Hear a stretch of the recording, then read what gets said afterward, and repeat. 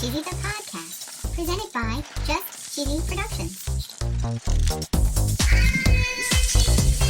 Hi there, I'm your host Fondue. Cheesy here. In this week's episode, we're going to learn all about Mardi Gras. Ooh. We're talking about some of the cuisine of Fat Tuesday. Fat Tuesday. We discuss dips and cakes and boudin and more. Boudin. And of course, we're going to tell a very cheesy joke. Love Stay jokes. tuned for episode 222, Mardi Gratin. Uh-huh. See what I did there? Yep. On Just Cheesy, the podcast. Tuesday, February 17th is Mardi Gras. Fat Tuesday. That's right. Mardi Gras is actually French for the words Fat Tuesday. Yeah. It's called Fat Tuesday, Shrove Tuesday, even Pancake Day. Pancakes. And it marks the day before Ash Wednesday, Oh, yeah. the traditional season start of Lent for Christians. Right. Like any good diet, Yeah. we all like to eat a lot before we start. Yeah. Lent is kind of no different. Right. Lent is traditionally the start of a 40-day fast. Whoa. And Mardi Gras is celebrated all over the world. It is? The Irish call it Pancake Day or Pancake Tuesday, and they Ooh. eat, you guessed it, pancakes as a meal. Yum. Rio de Janeiro is famous for their celebration called Carnival. Ooh. In Sweden, they eat something called, Oh, no.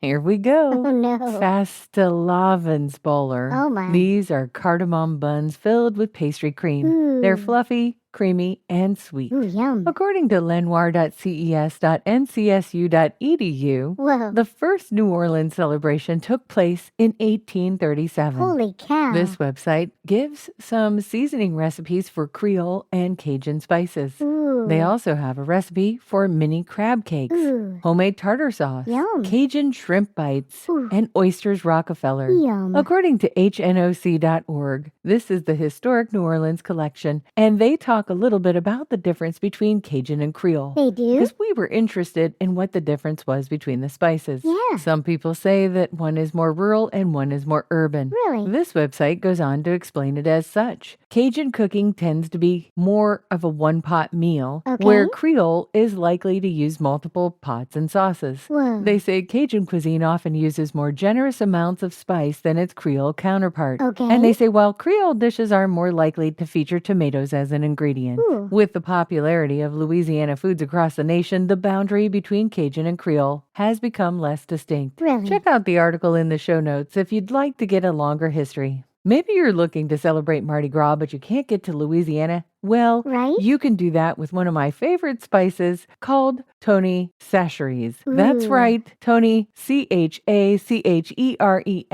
However you say it at home, I understand it to be Chachery. Okay. Just like Frank's Red Hot, you can put this stuff on anything. Oh, yeah. This company is headquartered in Louisiana. Of course. Now, they say here there was a real guy named Tony, Oh. and he was known as a notable chef. Really? He was big into fishing and hunting, and at his hunting camp, he was known to basically have a gourmet haven where they say his culinary exploits delighted dignitaries and regular folks alike. Whoa. It was in 1972 that he began to manufacture the now famous Creole seasoning. Whoa. They say the seasoning was in newspapers and magazines and dozens of cookbooks Really? and cooking contests and even a couple of movies. Whoa. In 1995, he was honored as the first inductee of the Louisiana Chefs Hall of Fame. Holy cow. Tony Chachere's is not a sponsor, Nope. but if they were, the ad would go right here.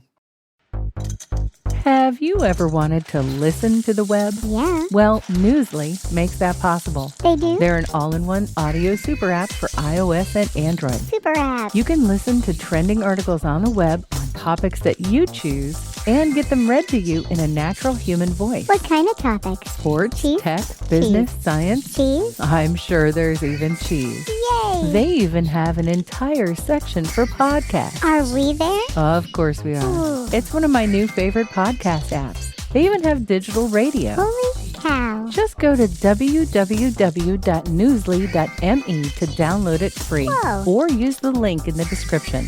If you use the promo code CHEESY, Cheesy. that'll get you 1 month free premium subscription. Yay. Newsly. Now, back to the podcast.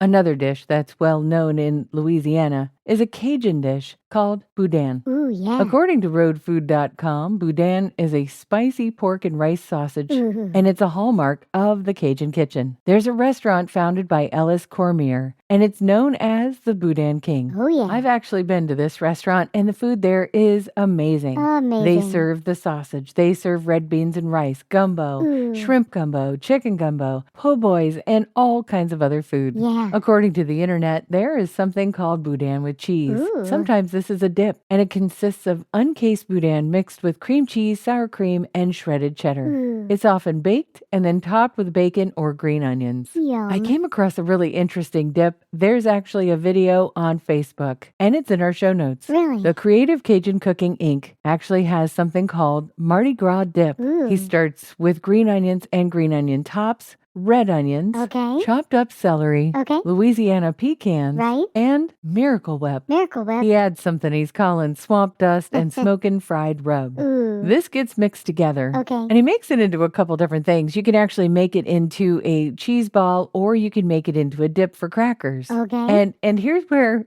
I'm not sure. He may have lost me a little bit. Okay. He tops it with green pepper jelly, pineapple pepper jelly, and blueberry pepper jelly. Don't knock it till you try Oh, it. I'm not. I'm just not 100% on this one. I would have to try it. Right. Now, if you're not from New Orleans, where I'm not, Nope. I wasn't familiar with the reason why these specific jellies would be important, because they're actually going for a certain color. Oh. The pineapple represents yellow, Okay. green pepper jelly would be green, and Sure. blueberry would be purple. Okay. According to MardiGrasNewOrleans.com, the colors of Mardi Gras trace back all the way to the first Rex Parade in 1872. Whoa. The newspapers of the day included a proclamation from the king of the carnival, who wanted balconies to be draped in purple, green, and gold. Wow. Unfortunately, the king of the carnival never actually said why. Oh. According to this article, people think that purple represents justice, Okay. green represents faith, and gold represents power. Wow. We've typically seen the three colors on something called a king cake. Ooh. Traditionally, a small plastic baby symbolizing Jesus is hidden in the cake. What? The baby symbolizes luck and prosperity to whoever finds it. And choking. According to Wikipedia, whoever finds the baby is responsible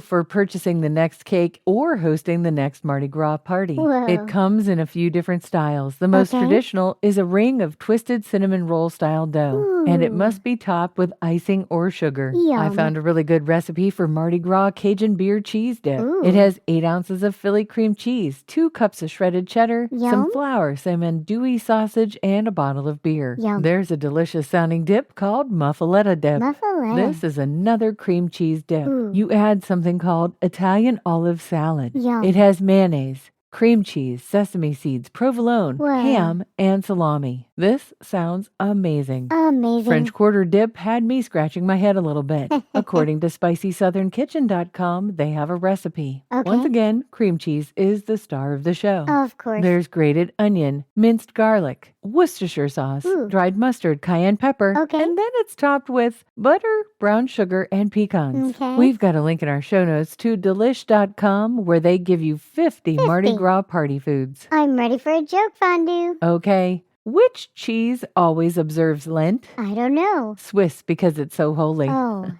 Get it? Swiss is holy? that was silly. Yes, it was a little bit silly and a little bit cheesy. Thanks for listening to episode 222, Mardi Gratin. Thank you. Keep your eyes peeled for our socials this week where we unveil our very own Mardi Gras recipe. And stay cheesy, everybody.